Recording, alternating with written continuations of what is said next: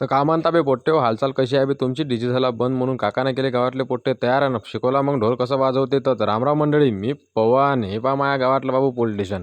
लय दुरीय व्यवस्था आहे, कारण की 2024 अति पाणी पडला होता, त्याच्यानं पोलीस स्टेशन गेलो होतो उडून. आता बांधन कवाचं बांधन जाऊ दे. आता हे मंडप पण खुल्ला सांगतो तुम्हाला. आता माझ्या वडगावामध्ये काही पोलीस स्टेशन आहे, सगळ्यालाच माहिती आहे. पण तिथं गणपती बसला होता हे मला आज माहीत झालं होतं, म्हणून मी गेलो होतो पाया लागाले. पण ते पाया लागायला गेलो होतो तेवढ्यात माहीत झालं मला का आज ह्या गणपतीचं विसर्जन बी आहे बा. म्हणलं म्हणून गाडी मस्त सजून साजून घेतली आणि मस्त बाबू निघून राहिली. आता गणपती बसला तर पहिलंच वर्ष साहेब होते नाचत. आता तुम्ही मग साहेब कोणते विचारले, ते हे जे वर उचलून आहे ना, हे वय साहेब विकास सर, आमचे धांदे साहेब होय भाऊ. विचारू नका तुम्ही, असे कडक आहे वर्दीमध्ये राहिले का. पण असे साहेब बाबू आमच्या गावामध्ये तर माझ्या आयुष्यापर्यंत राहू, कारण की पहिलं वर्ष होतं आमच्या गावामध्ये. एवढं वर्ष झालं पोलीस स्टेशन उभं झालं, पण एकही दिवस गणपती बसला नव्हता. पण साहेबांना बसवला आणि ह्या आनंदापासाठी अख्ख्या गावातली पब्लिक तयार. कोण्याही चौकात जा, पूर्ण बाया निघून पाय, माणसं पोरं निघून पाय. कसंच बसवला का म्हणे गणपती, सगळ्याला नवल वाटते, कारण एवढ्या वर्षाचा. आणि सगळ्या पोट्ट्याने मग नाचायला सुरुवात केली. जाऊ द्या म्हणे, आपण नाचून घ्यावं म्हणे, शेवटची रॅली म्हणे गावातली, नाचून घ्यावं म्हणे. सगळेजण नाचून घेतलं.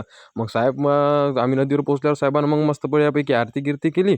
आरती झाल्यावर मग साहेबांना गणपती उचलला आणि विसर्जनासाठी शिरून टाकला. तर मग मी गेलो बाबू रात्री सायंकाळी मस्त बस स्टॉपवर. तिथं होता माझा मित्र विशाल घोडाम, त्याच्यासोबत खात होता चिवडा. तर तुम्ही तोपर्यंत मला फॉलो करत नाही, पाहून जाता, फॉलो करून घ्या रपकन तुमच्या भावाले. तर भेटू पुढच्या ब्लॉगमध्ये.